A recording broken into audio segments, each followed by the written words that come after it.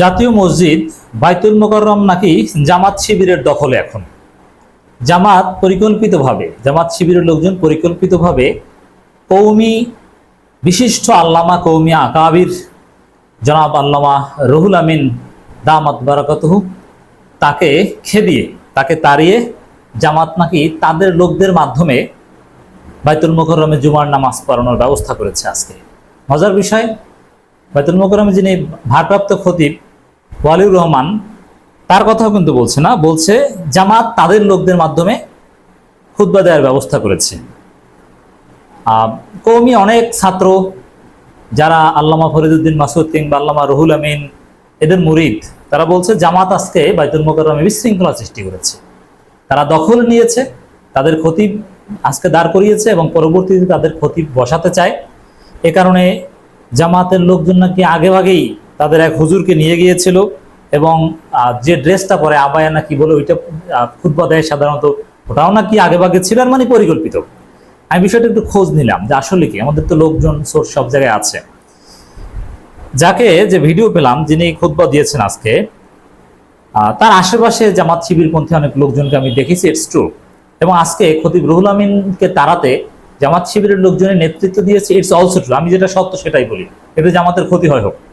আজকে জামাত শিবিরের লোকজন খতিব রুহুল আমিনকে মসজিদ থেকে বের করে দিয়েছে, এটা শতভাগ সত্য কথা।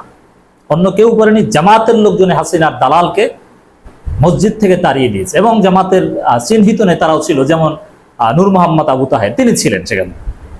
তো দর্শক, যিনি আজকে খুতবা দিয়েছেন তাকে বলা হচ্ছে জামাতপন্থী আলেম, কিন্তু এক্স্যাক্টলি আমি চিনি না। যদি হয়ে থাকে এটা তো জামাত শিবিরের একটা বড় বিজয়, যে একজন কওমি আকাবিরকে মসজিদ থেকে তাড়িয়ে দিয়ে, যদিও সাধারণ মুসল্লিদের উপর এই কওমি আকাবিরের লোকজন, কওমি ছাত্ররা হামলা করেছে। গোপালগঞ্জ থেকে অনেক কওমি শিক্ষার্থীরা গাড়ি ভরে এসেছিল, কওমি আওয়ামী লীগ, ফরিদউদ্দিন মাসুদ চেয়ারম্যান, এগুলো একই কথা, এগুলোর মধ্যে কোনো পার্থক্য নেই, তাদের গোড়া এক। তো এই যে ঘটনা, মানে কওমিদের অনেক ছাত্রই বিভিন্ন মাদ্রাসা থেকে তাকমিল পাশ করেছে কিংবা পড়ছে, এরা অনেকেই পোস্ট দিচ্ছে নোট অফ এক্সক্লামেশন দিয়ে, হায় হায় বাইতুল মোকাররম এখন জামাতের দখলে গেল, আমাদের সব শেষ। মানে বিষয়টা এই পর্যন্ত গড়িয়েছে। দেখেন, আমি একটা লেখার প্রতিবাদ করব এবং জবাব দিব।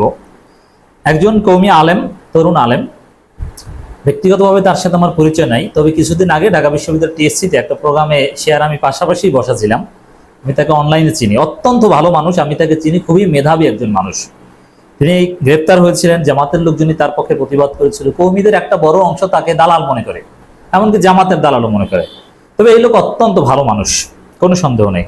তার মতো উদার মনের লোক, যিনি হাসিনা বিরোধী আন্দোলনে গুরুত্বপূর্ণ ভূমিকা পালন করেছেন, অত্যন্ত মেধাবী এবং যথেষ্ট উদার, তিনিও কি লেখছে দেখেন। তাহলে অন্যান্য লোকজন কি ধারণা করতে পারে, তাহলে বুঝতে পারবেন। ফরিদউদ্দিন মাসুদের অনুসারীরা বা চরমনাইয়ের অনুসারীরা, রুহুল আমিনের অনুসারীরা, তারা কি ধারণা পোষণ করতে পারে, বুঝবেন। দেখেন লেখাটা। একটা বিষয় জানিয়ে রাখি, আজকে যিনি জুমা পড়ালেন, যদি ওনাকে বা জামাতের অন্য কোনো ক্যান্ডিডেটকে বসানোর জন্য আজকের এই ঘটনা ইচ্ছাকৃত ঘটনা হয়ে থাকে, তাহলে এর বিরুদ্ধেও প্রতিবাদ হবে। একজন কওমি আলেম লিখছেন, দেখেন, রুহুল আমিনকে তাড়িয়েছে সাধারণ মুসল্লিদের সাথে নিয়ে জামাত শিবিরের লোকজন, দিস ইজ ট্রু, আমি ভেরিফাই করেছি। তো এর বিরুদ্ধেও নাকি তাদের দাঁড়াতে হবে। কেন? রুহুল আমিনকে তাড়িয়ে যাকে খুতবা দিতে দেওয়া হয়েছে তিনি নাকি জামাতপন্থী, তাকে বসানোর চেষ্টা করলে এটাও তারা মেনে নেবে না। কেন? জামাতের লোকজন কি বাংলাদেশে ভেসে এসেছে? না জামাতে কোনো যোগ্য আলেম নাই যিনি খতিব হতে পারেন? না যিনি ইমামতি করেছেন আজকে তার পেছনে নামাজ হবে না? কোনটা? তাহলে তারা কি চায়? যে কওমিদের এই লোকজন যারা লিখছেন, তারা ঠিকই রুহুল আমিনকে তাড়াতে চায়, তারা রুহুল আমিনের বিরুদ্ধে। মানে কি, রুহুল আমিনকে মসজিদ থেকে তাড়িয়ে তারপরে জামাতের কাউকে খুতবা দিতে দাঁড়াতে দেওয়া যাবে না। জামাত শিবিরের লোকজন তাড়িয়েছে, কেউ কওমি কিন্তু তাড়াতে আসেনি। তাদের আকাবিরকে তাড়াতে পারে, এটা কি হয়? বুঝেন না? হ্যাঁ, অবশ্য তারা নিষেধ করেছে, অনেকে ফোন করেও নিষেধ করেছে, কিন্তু হাত ধরে বের করে দিবে এত বড় সাহস কওমি সন্তানদের নেই, যে ফরিদউদ্দিন মাসুদ কিংবা রুহুল আমিন এদের ঘাট ধরে বের। তাদের আকাবিরে যতই ভুল করুক তারা ভালো। এই জন্য জামাত শিবিরের লোকজন রুহুল আমিনকে তাড়িয়েছে। এখন জামাত শিবিরের কি করা উচিত ছিল? রুহুল আমিনকে তাড়িয়ে জামাতপন্থী কেউ যেন খতিবের মেম্বারে দাঁড়াতে না পারে, কওমিদের কাউকে খুঁজে এনে দাঁড় করাতে হবে, এটা হচ্ছে তাদের প্রত্যাশা। কতটা নিচু মানসিকতার হলে, কতটা ফেরকাবাজ হলে, কতটা সংকীর্ণ মানসিকতা হলে এ ধরনের একেবারে কি বলে ইনফেরিয়র ধারণা পোষণ করে। মানে জামাতের কেউ বা জামাতে, এটা কোনো কথা? জামাতের কাউকে যদি বসানোর চেষ্টা করে, জামাতের লোকজন তো চাইবেই যে তাদের কোনো ক্ষতি হোক। যদিও এর জন্য জামাত কোনো লবিং করে বা তাদের কোনো ক্যান্ডিডেট ঘোষণা করেছে এরকম না। আমরা অনেকে বলছি আওলাদের রাসূল যিনি জামাতের লোক, চট্টগ্রামের আন্দরকিল্লা মসজিদের ইমাম, তাকে আনা হোক, বা এক সময় জামাতের অনেক আগে 111 সরকারের সময় আল্লামা কামালউদ্দিন জাফরিকে প্রস্তাবও দেওয়া হয়েছিল। তো এখন তো জামাতের কাউকে দাঁড় করালে সেটার বিরুদ্ধে দাঁড়াতে হবে। তো কওমিদের মানসিকতাটা কত নিকৃষ্ট! তো এরা দেশ চালাবে, এরা ক্ষমতা আসবে, আপনি চিন্তা করেন। এই ধরনের ক্ষুদ্র মানসিকতা নিয়ে বলে না যে মোল্লার দৌড় মসজিদ পর্যন্ত, এদের দৌড় মসজিদ পর্যন্ত, এর বাইরে যেতে পারবে না। এই শুধু এদের ক্ষুদ্র মানসিকতার কারণে। এই কওমিদের মধ্যে সবচেয়ে যারা ভালো, যারা উদার, যারা অত্যন্ত মেধাবী, তাদের অবস্থাই হচ্ছে এটা। আর যারা দলবাজ, ফেরকাবাজ, যারা চরমনাই, তাদের অবস্থা কি বুঝতে পারছেন? কওমি জননী উপাধির পর থেকে দালালদেরকে দালাল আমরা কওমি সন্তানরাই বলেছি। জুমা পড়তে আসার সময় বাধা আমরাই দিয়েছি, প্রথম জামাত দেয়নি। কই বাধা দিয়েছেন? আমরা তো দেখিনি, তিনি কোথায় এসেছেন? আজকে তো আমরা ভিডিও ফুটেজে দেখলাম সব জামাত শিবিরের লোকজন বাধা দিয়েছে। হ্যাঁ, আমরা অথেন্টিক সোর্সে জানতে পেরেছি যেহেতু তিনি কওমি আকাবির, অতএব ভুল করলেও তার বিরুদ্ধে কিছু বলা যাবে না, তিনি যেন অপমানিত না হন, এজন্য তাকে আসতে নিষেধ করেছে। কিন্তু বাধা দিয়েছে এরকম কোনো প্রমাণ আমরা পাইনি, কারণ আজকেই প্রথম আসার চেষ্টা করেছেন। তা আজকেই দাওয়াত দিয়েছে, বাধা দিয়েছে জামাত শিবিরের লোকজন, তাহলে তারা কোথায় বাধা দিয়েছে? এটার তো কোনো যুক্তি হয় না। মানে এটা আজগুবি দাবি। জামাতের অনেককে আমরা চিনি যারা আওয়ামী ফ্যাসিস্ট থেকে বিভিন্ন সুযোগ সুবিধা নিয়ে দালালি করেছেন, এজেন্সিগুলোর সাথে মাখামাখি করেছেন, কিন্তু তাদের বিরুদ্ধে খুব বেশি প্রতিবাদ দেখা যায় না। কারা করেছে একটু তালিকা প্রকাশ করেন, আমরাও তাদের বিরুদ্ধে বলি, জামাত থেকে খাট ধরে বের করে দেওয়ার ব্যবস্থা আমরা করি, কিন্তু তা আর বলতে পারবেন না। এর মানে দেখেন কতটা নিচু মানসিকতা। আজকে রুহুল আমিনকে ধাওয়া দিয়ে হয়তোবা সাময়িক সময়ের জন্য পরিস্থিতি সামাল দেওয়ার জন্য জামাতপন্থী একজনকে খুতবা দিতে দেওয়া হয়েছে, এতে তাদের এত লেগেছে। এখন জামাতের লোকজন নাকি কারা আওয়ামী লীগের দালালি করেছে সেই ট্যাগও দেয়। এতে মানুষ হাসে, মানুষ আপনাদেরকে পাগল ছাগল বলবে। যে জামাতকে আওয়ামী লীগ নিষিদ্ধ করেছে, যে জামাতের হাজার হাজার নেতাকর্মীকে আওয়ামী লীগ হত্যা করেছে, জামাতের লক্ষ লক্ষ নেতাকর্মীকে কারাগারে নিক্ষেপ করে এমন কোন নির্যাতন নাই যেটা করেছে, আর সেই জামাতের লোকজন আওয়ামী লীগের দালালি করেছে। হ্যাঁ, জামাত সেজে বা জামাত থেকে ডেভিয়েটেড কেউ হয়ে থাকতে পারে, এর দায় কি জামাতের উপর আসে? আর এই কারণে জামাতের কাউকে ক্ষতি হতে দেওয়া যাবে না নাকি? মানে মানসিকতাটা কোথায় আপনি দেখছেন? আমি আশ্চর্য যে কওমিদের মধ্যে যাদেরকে আমরা সবথেকে ভালো মনে করি, তাদের অবস্থা যদি এই হয়, তো ওরা যে কতটা নিকৃষ্ট।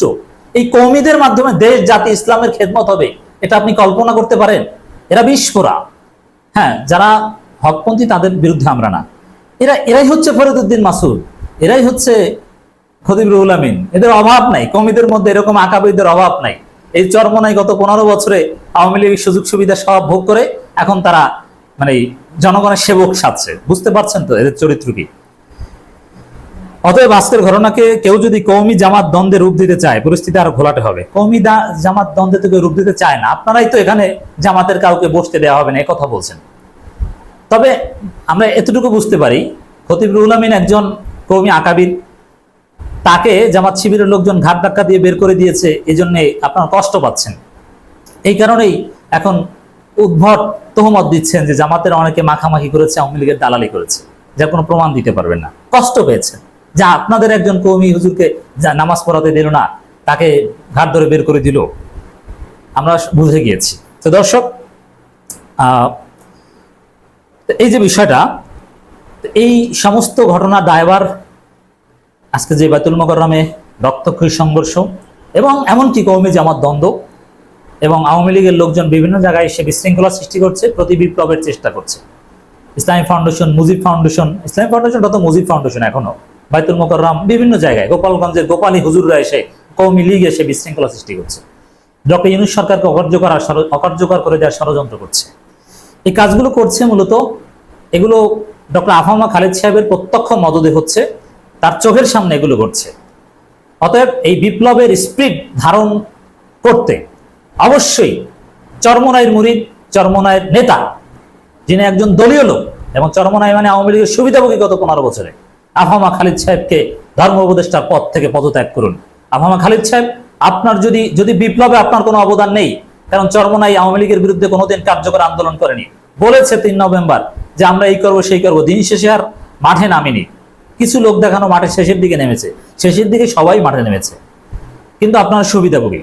অতএব জনগণ আপনাকে চায় না। বাইতুল মোকাররমের রক্তক্ষয়ী সংঘর্ষ, আমি দায়িত্ব নিয়ে বলছি, আমার স্ট্রং সোর্স থেকে আমি তথ্য পেয়েছি। খতিব রুহুল আমিন এসেছেন এবং কওমিদের অনেকে স্বীকারও করেছেন, অনেকে ফেসবুকেও লিখেছেন। কওমিদের অনেকে লিখেছেন যে রুহুল আমিন সাহেব ধর্ম উপদেষ্টার সাথে আলোচনা করে এসেছেন, ইসলামী ফাউন্ডেশনের সাথে আলোচনা করে আজকে নামাজ পড়তে এসেছেন, নামাজ পড়াতে এসেছেন। এর মানে, এবং রুহুল আমিন নাকি বলেছেন যখন তাকে বের করে দেয়া হয় তখন, যে ইসলামী ফাউন্ডেশন বা কর্তৃপক্ষের সাথে আলোচনা করে আমি এসেছি, আমি এখনো কাগজে কলমে খতিব। আমার বিরুদ্ধে হামলা করার চেষ্টা করছে, ষড়যন্ত্র করছে জামাতের লোকজন।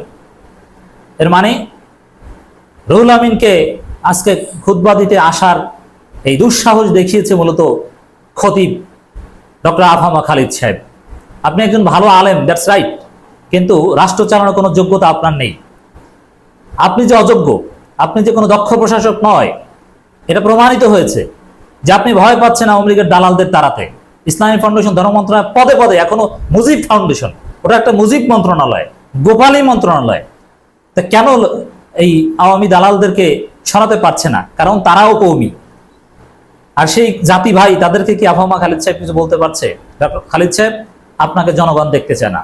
আপনি সম্মান নিয়ে ধর্ম উপদেষ্টার পদ থেকে পদত্যাগ করুন, আমি সে আহ্বান জানাচ্ছি। আপনারা যদি এর সাথে একমত হন, ফেসবুকে লিখুন, মন্তব্য করুন।